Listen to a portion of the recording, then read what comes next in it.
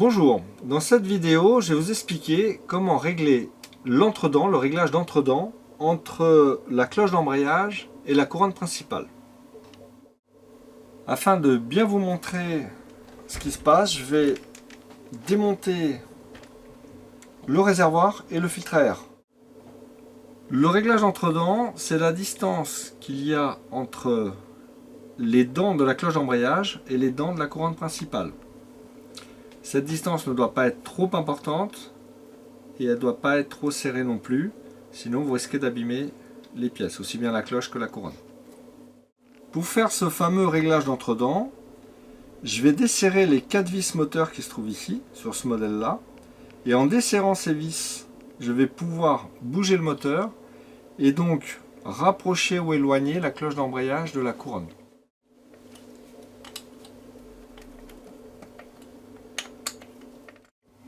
Maintenant que j'ai desserré les 4 vis, je peux bouger mon moteur, puisque ce sont des trous oblongs. Et donc là, je peux éloigner ou rapprocher la cloche d'embrayage de la couronne. Avec la vue de dessus, ici, on voit bien que je peux, une fois les vis desserrées bien sûr, éloigner ou rapprocher ma cloche d'embrayage.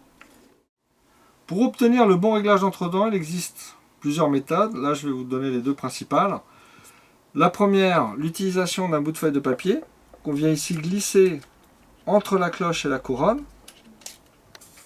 Je viens positionner mon moteur à fond contre la couronne.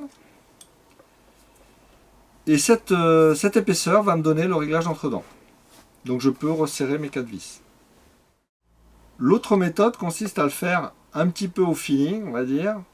En bougeant le moteur, je vais trouver la position qui va me donner un jeu qui soit le plus petit possible, mais un jeu quand même. Donc je bouge le moteur, je vais le bouger vers la couronne ou l'éloigner, de façon à obtenir un jeu comme ceci. Vous voyez, je bloque la couronne, pardon. Je bouge la cloche et celle-ci doit bouger juste un tout petit peu. Je vais faire un petit tour pour me mettre dans une autre position. Voilà, j'ai le même jeu, donc c'est pas mal. Et là, je peux bloquer mon moteur.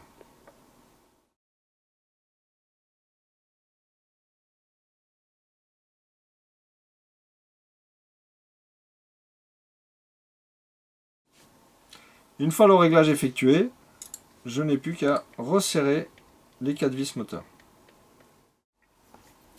Maintenant que j'ai resserré les 4 vis du moteur, je vais vérifier à nouveau que le réglage n'a pas bougé. Donc toujours le même principe, je bloque la couronne principale et ici je viens bouger la cloche. Le réglage est impeccable, donc on entend d'ailleurs le bruit.